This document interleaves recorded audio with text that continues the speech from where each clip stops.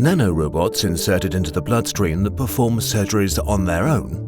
That's still science fiction, but researchers at the Max Planck Institute for Intelligent Systems in Stuttgart, Germany, have now gotten one step closer to this vision of the future.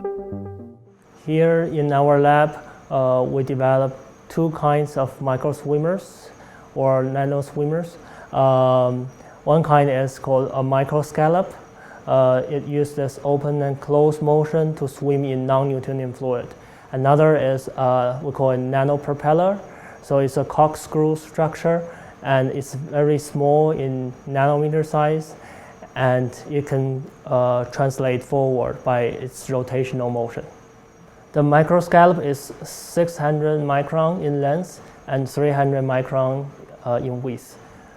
Comparing to a human hair is normally 100 micron in diameter, so it's 3 times a human hair.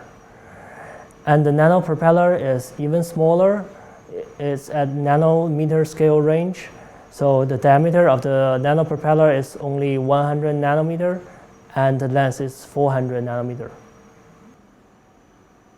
The movement of nanoswimmers had the researchers facing a challenge.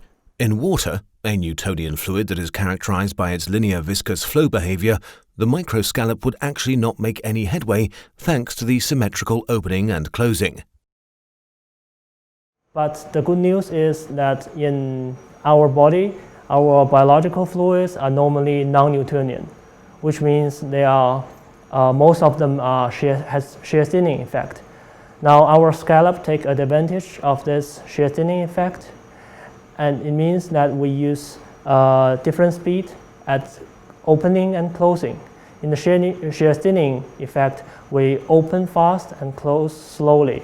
So in this way, we can use this property to swim forward.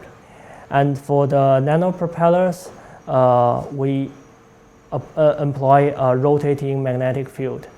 The rotating magnetic field will cause the nanopropeller to rotate. And because of its helical structure, it will couple the rotating motion to its translational motion. So it will move forward. The researchers produced the nanoswimmers using a printing process. During the selection of materials, their compatibility was especially important. For the microscallop, we use first 3D printing and then micromolding technique. That means that we first 3D print the mold, and then we mold polymer material inside the mold. It means that we can use almost all kinds of polymer material that you can mold. In the experiment, I use PDMS, that's polydimethylsiloxane, one kind of siloxane, and that is a silicon material, very soft and biocompatible. For the nanopropellers, we use inorganic materials, for example, silicon dioxide, titanium oxide, or silicon. And for the magnetic material we use in the nanopropeller, we use nickel or cobalt. We have to use inorganic material, and it will be much stable at this nanoscale. Someday the task force's basic research could lead to an application of the tiny vehicles in medicine. Ich denke, wir haben eine gewisse Zeit vor uns, bis solche Mikrosysteme tatsächlich zu diagnostischen Maßnahmen im menschlichen Körper eingesetzt werden können. Wir haben erste gute Erfahrungen. I believe it will take some time before we can actually use such microsystems for diagnostic purposes in the human body. So far, we were able to demonstrate that this is possible in vitro. Now we're on the brink of testing these small particles on eyeballs of pigs. Yet I believe it will still be several years, if not decades, before these approaches will find their way into everyday clinical practice. We're essentially interested in an extreme miniaturization of surgical procedures. This increases surgical effectiveness, reduces operating times, and makes minimally invasive interventions possible. Today, there are already sophisticated medical instruments, for example in neurology, that enable the removal of ureters or kidney stones. However, these interventions always involve anesthesia.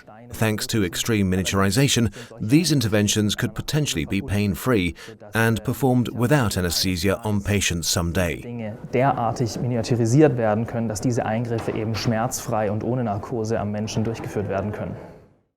Even though the researcher's development does not make its way to patients immediately, it still opens up new opportunities for medicine and suggests many possibilities in the future.